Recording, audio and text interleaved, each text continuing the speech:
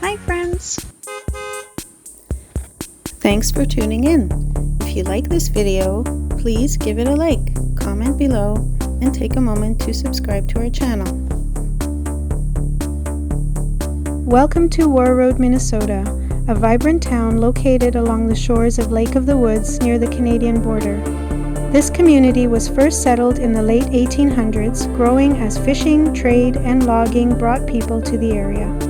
The town's name comes from the old Warroad, a route used by Native Americans and early settlers during conflicts to travel between forts and villages.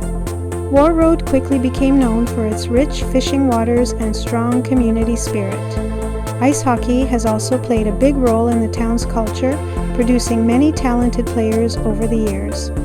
The surrounding lakes, rivers, and forests make outdoor activities like boating, fishing, and snowmobiling very popular.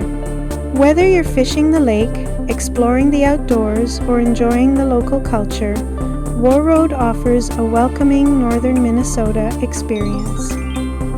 Thank you for joining us on this tour of Warroad, Minnesota.